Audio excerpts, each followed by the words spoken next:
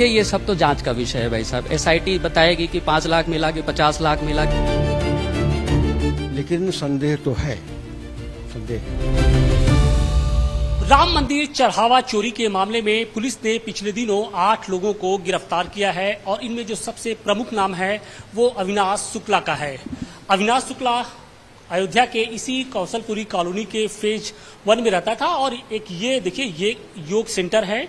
इसी योग सेंटर के इस हॉल में वो अपने भाई के साथ यहाँ पर रहता था और कहा यह जा रहा है कि पिछले दिनों 5 जून को यहाँ पर पुलिस ने छापेमारी की थी और यहाँ पर भारी संख्या में कैश की बरामदगी हुई थी। कहा यह जा रहा है कि कुल 5 लाख रुपया कैश बरामद हुआ है। देखिए इस वक्त हम उसके कमरे के ही अंदर हैं और यहाँ पर कुछ बक्से रखे गए हैं। ये उसका बक्सा है और इसके साथ साथ एक और ये दूसरा बक्सा है जिस पर ये साफ तौर पे लिखा है रामराज कोष। और इस बक्से को देखिए जरा, यहाँ पर बाकायदे इस बक्से के ऊपर भगवान राम की एक फोटो लगी है और इसके साथ साथ एक QR कोड भी दिया गया है। अब सवाल इस बात का है कि ये बक्सा कहाँ से यहाँ पर आया है, क्या इसका इस्तेमाल अविनाश शुक्ला करता था, क्या इस QR के जरिए वो लोगों से पैसे लेता था, इसकी क्या हकीकत है, इसी बात की तफ्तीश करेंगे हम आज। और सबसे पहले देखिए ये जो QR है इसको हम जानने की कोशिश करते हैं कि ये स्कैन होता है या नहीं होता। देखिए ये स्कैन हो गया, रामराज कोष के नाम से ये बाकायदे ये जो QR है जो बक्से पे दिया गया है ये स्कैन हो जाता है। अब इसमें हम कुछ पैसे डालते हैं, क्या वो पैसे यहाँ जाते हैं या नहीं जाते हैं। मसलन 11 रुपये हम इसमें डाल रहे हैं, ट्रांजैक्शन कर रहे हैं।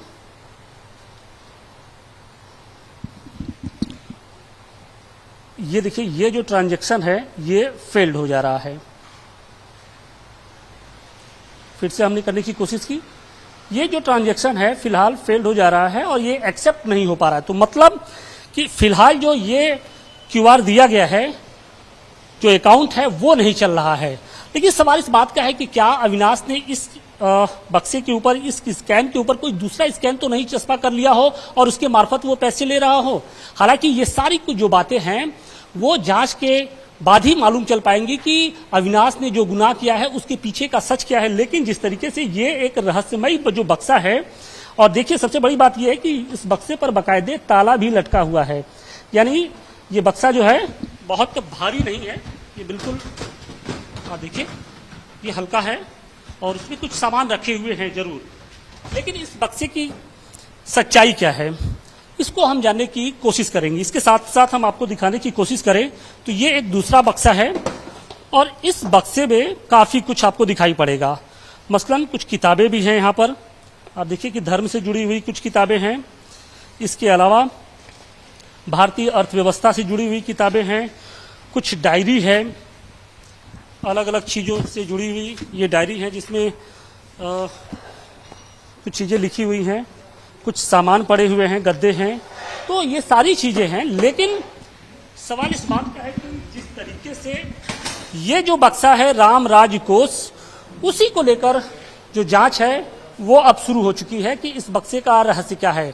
कुछ लोग हैं, हम उनसे बात करने की कोशिश करेंगे कि इस बॉक्स की सच्चाई क्या, इस बक्से की सच्चाई क्या है। सर आप इधर आ जाइए। कहा यह जा रहा है कि चूंकि अविनाश यहीं पे रहता था, इसी कमरे में रहता था और उसका भाई भी यहीं रहता था, कहा यह जा रहा है कि इस बक्से से कैश बरामद हुआ है और इसके बगल में ये जो बक्सा है जिसपे रामराज कोष लिखा है, बाकायदे यहाँ पर QR कोड दिया गया है। हमने QR को जब स्कैन किया तो हालांकि उस पर अमाउंट तो ट्रांसफर नहीं हो रहा है, लेकिन हो सकता है संभावना इस बात की, आशंका इस बात की है कि अविनाश ने इसके ऊपर कोई दूसरा रामराज कोष के नाम से अपना QR लगा दिया हो। इसके बारे में, इस बक्से के बारे में जरा बताइए।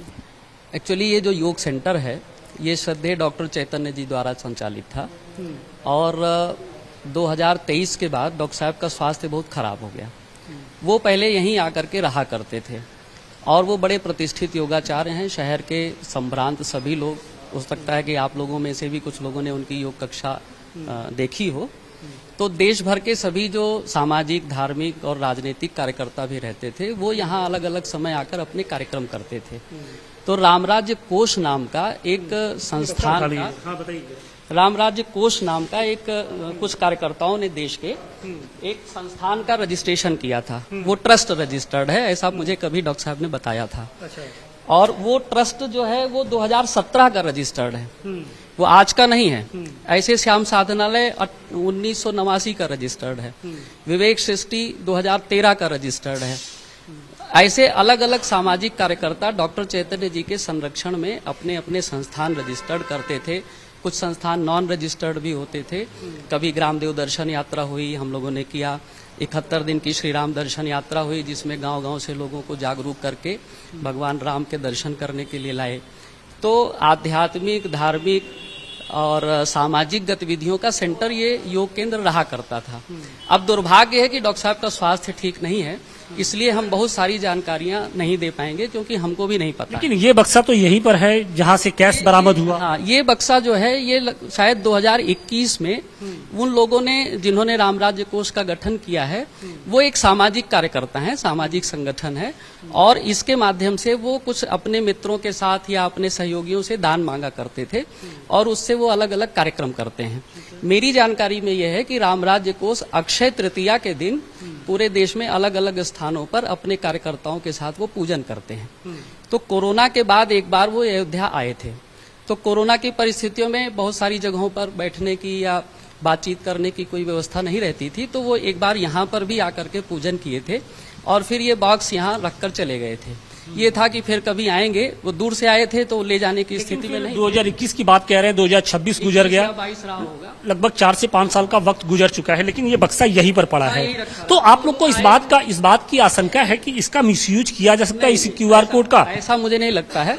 इसका मिसयूज इसलिए नहीं हो सकता है कि मिसयूज की बात इसलिए हो रही है कि जो शख्स यहाँ पे रहता था उसका जो नाम सामने आया है वो राम मंदिर चढ़ावा चोरी में आया है, और इसी कमरे से 5 लाख रुपए की कैश की बरामदगी होती है। देखिए, ये सब तो जांच का विषय है भाई साहब। SIT बताएगी कि 5 लाख मिला कि 50 लाख मिला कि कुछ नहीं मिला, हम कैसे कह सकते हैं। दूसरा ये है कि ये जो पूरा योग संस्थान है, इसके तमाम संसाधन हैं। जैसे ये बक्सा है, ये डॉक्टर साहब ने, हम लोगों ने उसमें पैसे दिए थे, दान दिए थे, उससे खरीदा गया है। ये अलमारी है, यहाँ पर आप देख रहे हैं बर्तन है, पीछे कमरे हैं। ये यहाँ पर ताला नहीं बंद होता है। ये पूरे योग सेंटर में केवल नीचे एक ताला बंद होता है कि कोई बंदर या कोई ऐसा ना आ जाए, बाकी ये सब सबके लिए खुला रहता है।